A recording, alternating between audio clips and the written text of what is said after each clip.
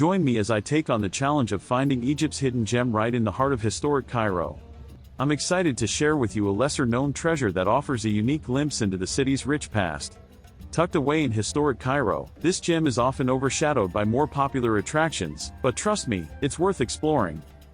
Many tourists flock to the pyramids and the Egyptian Museum, and while those are incredible destinations, they can also be quite crowded and commercialized. By opting for the more popular spots, visitors often miss out on authentic experiences that allow them to truly connect with the local culture and history. The sounds, smells, and tastes of these lesser-known areas are what make Cairo so magical. The area I'm talking about is a treasure trove of history, architecture, and culture. Its narrow streets and alleys are lined with beautifully restored buildings that date back centuries. As you wander through the area, you can almost hear the whispers of the past, telling stories of merchants, traders, and artisans who once lived and worked there. Locals will tell you that this area is the heart and soul of old Cairo. This hidden gem is home to some of the most stunning Islamic architecture in the world. The intricate stone carvings, the ornate tilework, and the majestic mosques are a testament to the craftsmanship and artistry of the people who built this city. As you explore the area, you'll begin to appreciate the rich cultural heritage that Cairo has to offer.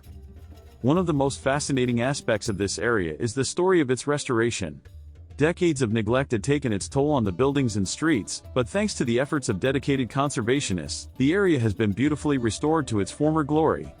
Walking through the streets, you can see the careful attention to detail that has gone into preserving the historic buildings and bringing the area back to life.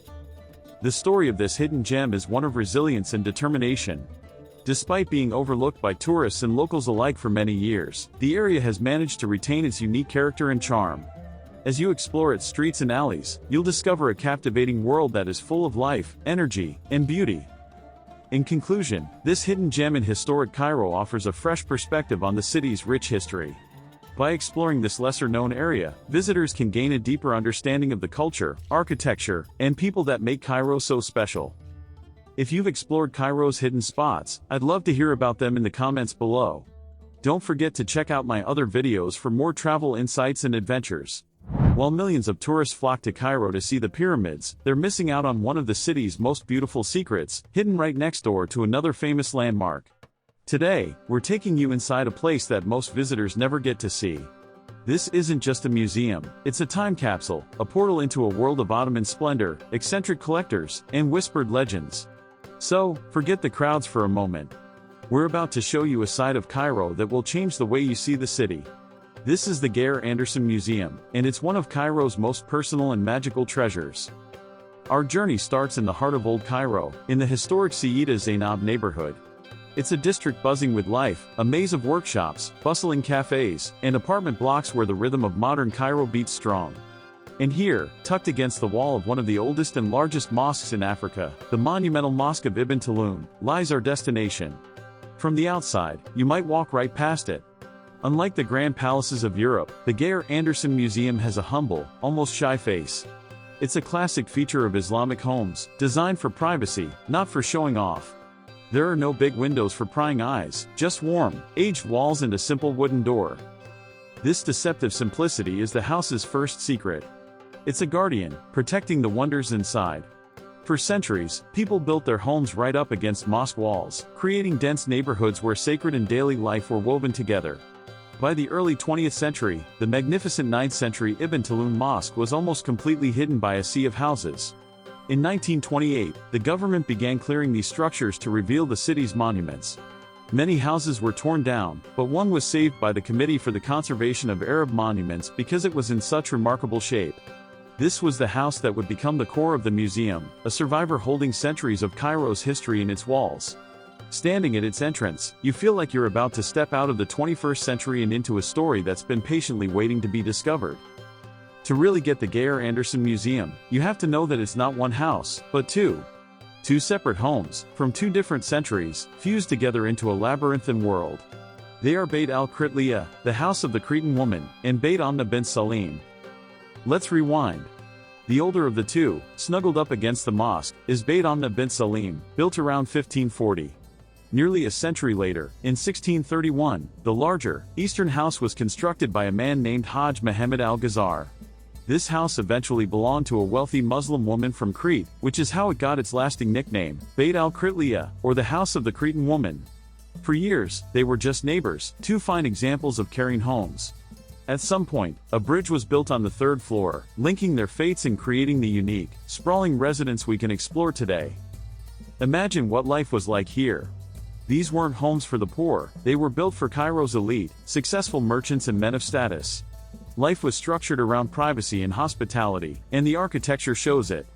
The house is split into two sections, the Salamlik, the public area where men received guests and did business, and the Haraml, the private family quarters for women and children. This division was key to the social fabric of the time. The intricate wooden screens on the windows, known as mashrabiyah, are a perfect example. They allowed the women of the house to watch the action in the courtyard or reception halls below without being seen themselves, a constant, yet invisible, presence. A house is just a set of rooms until someone fills it with stories. The man who gave this place its modern soul was Major Robert Grenville Gare Anderson. Born in Ireland and a decorated British officer, he was a fascinating character, a surgeon, soldier, adventurer, and a deeply passionate collector. His love affair with Egypt began in 1907 when he was seconded to the Egyptian army as a surgeon. He was instantly captivated, calling it the land of his adoption. He learned Arabic, and his job as a recruiting officer sent him up and down the Nile. On these trips, his mania for collecting exploded. He had a great eye and an insatiable curiosity, gathering treasures not just from pharaonic times, but from across the Islamic world. The story of how he found this house has a touch of fate. Legend says that on a visit to the Ibn Tulun Mosque, he saw a beautiful woman at a mashrabiyah window of the house next door. She invited him in, but his guide warned against it. He declined, but the image of the house stuck with him. Years later, after retiring in 1924, he revisited the mosque. The woman was gone, but the house was there, being restored. He felt an instant connection, he knew it had to be his. In 1935, he struck a remarkable deal with the Egyptian government. Gare Anderson could live in the newly restored houses rent-free for life. The catch? When he left or died, the house and his entire collection would be gifted to the people of Egypt. For 7 years, he poured his heart and soul into the space, installing modern plumbing and electricity with deep respect for the building's history. He turned each room into a curated masterpiece. In 1942, failing health forced him to leave Egypt. True to his word, he left everything behind. For this incredible gift, King Farouk gave him the honorary title of Pasha. The House of the Cretan Woman was now forever the Gare Anderson Museum. Entering the Gare Anderson Museum feels like stepping through a looking glass. You pass through a bent corridor, an intentional feature to block views from the street, and suddenly emerge into the central courtyard, or salon. The shift from the dark, narrow passage to this light-filled space is breathtaking. This was the heart of the home, where everything happened. Your eyes are immediately drawn to the cool marble floor and the elegant fountain in the center, its soft gurgling a constant, calming sound. This fountain has its own myth. It's said that if you gaze into the water on a moonlit night, you'll see the face of your beloved. But there's another, much older well here that connects the house to Egyptian mythology itself, the Bir el-Wadawit, or Well of the Bats. It's a 15-meter shaft plunging deep into the earth. Legends swirl around it. Some say the house is built on a holy mountain where Noah's Ark came to rest after the Great Flood, and the last of the floodwaters drained away through this very well. Others claim it's a place of miracles, guarded by a benevolent jinn. Whether you believe the legends or not, standing by this ancient well, you feel the immense weight of history and myth that fills this place. Looking up, you see the house rise around you, a symphony of projecting mashrabiyah windows and open-air loggias. You start to grasp the genius of the design. Every room overlooks this central space, creating a sense of community while keeping each room private.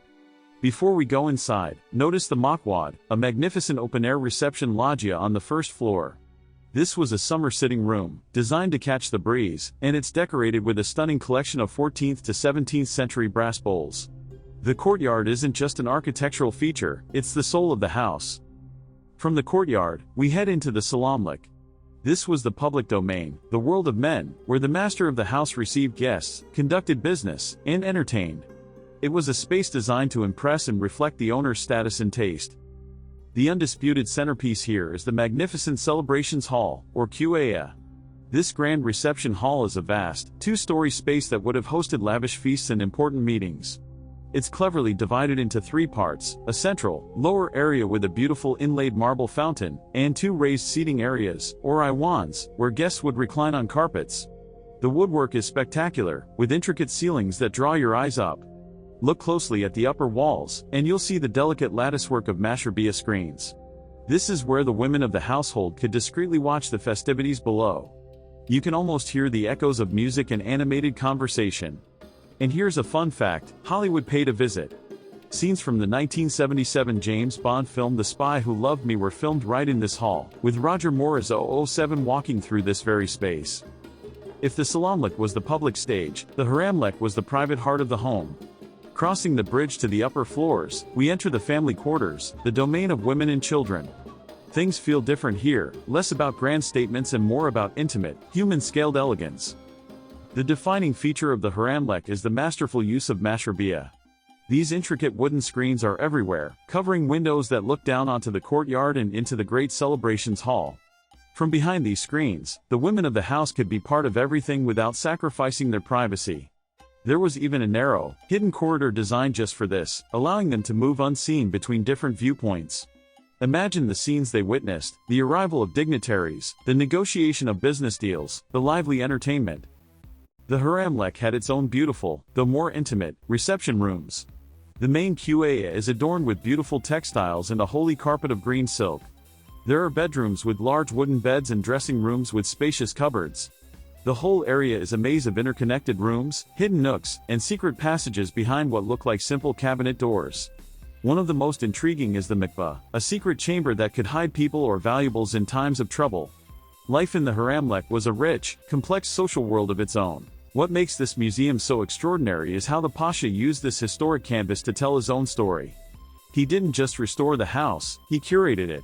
Each hall was transformed into a themed gallery, a chapter in a global journey of art and culture. Let's start in one of the most famous rooms, the Damascus Room. Geir Anderson imported this entire room, dating to the late 17th century, from a palace in Syria. It's a breathtaking jewel box made of wood, with lacquered and gilded walls that shimmer in the soft light. On the ceiling, a poem praising the Prophet Muhammad is exquisitely inscribed. Next, we travel to Persia. The Persian room showcases the vibrant art of Iran, with exquisite tiles and ornate carpets. Then, the mood shifts completely in the Chinese hall. The walls here are adorned with delicate flower paintings on rice paper, creating an atmosphere of quiet contemplation. The journey continues. The Muhammad Ali room is an opulent Ottoman-style apartment with green and gold walls and a magnificent throne chair. An ancient Egyptian room houses pharaonic artifacts, including a black and gold mummy case and a famous bronze statue of the cat goddess Bastet. There's even a Byzantine room on the bridge connecting the two houses, filled with objects from the Christian world. Geir Anderson didn't just display objects, he created immersive environments, turning his home into a story of cultural dialogue and personal passion. Every great house has its secrets, and this one has more than its share.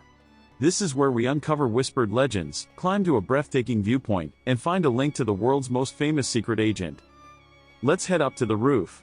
Geir Anderson transformed the flat rooftop into a stunning garden, enclosed by mashrabiyah screens he rescued from other old houses. Some of these screens are incredibly rare, incorporating Coptic Christian symbols like the cross into their latticework. But the real reason to come up here is the view. You look directly down into the vast courtyard of the Ibn Tulun Mosque, its unique spiral minaret standing proudly against the sky.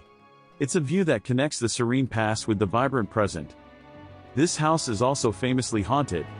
We've heard about the miraculous well, but there are darker tales, too. The spirit of the Cretan woman herself is said to linger.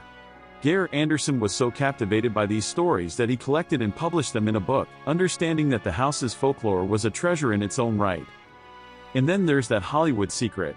Not only was the celebrations hall used in The Spy Who Loved Me, but the rooftop also had a cameo. Roger Moore and his co-star Barbara Bach were filmed right here on this terrace.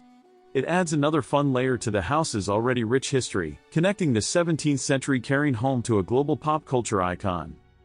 We've explored the grand halls, the secret passages, and the incredible stories of this hidden gem. If you're finding this journey as fascinating as we are, and if you love discovering places that most tourists miss, take a second to hit that like button. It really helps our channel bring more of these hidden treasures to light. And stick around, because we're about to give you the practical info you need to experience this magic for yourself. Now that you've journeyed with us, you're officially an insider. And as an insider, you need the details to plan your own adventure. Getting here is part of the experience. The museum is in the Sayyida Zainab district, right next to the Mosque of Ibn Tulun.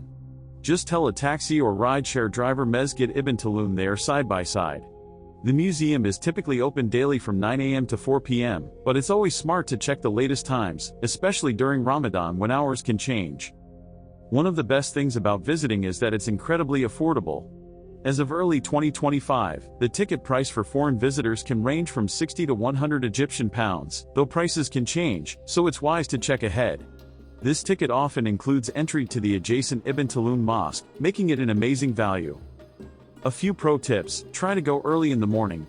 The light flooding into the courtyard is magical, and you'll likely have the place almost to yourself. Since you are visiting a historic home next to a mosque, it's best to dress modestly. And wear comfortable shoes. You'll be doing plenty of walking and climbing stairs. A visit here pairs perfectly with the Ibn Tulun Mosque, where you can climb the famous minaret for another incredible view of Cairo. We started by calling this Cairo's most beautiful secret. Having walked through its halls and listened to its stories, you can now see why. The Geir Anderson Museum isn't just a collection of artifacts, it's a house that is alive with history, a bridge between cultures brought together by one man's passion. In a city of monumental wonders, this house offers something different: intimacy. It offers a personal glimpse into the domestic life of Cairo's past, a quiet corner where you can feel the human stories that unfolded within its walls.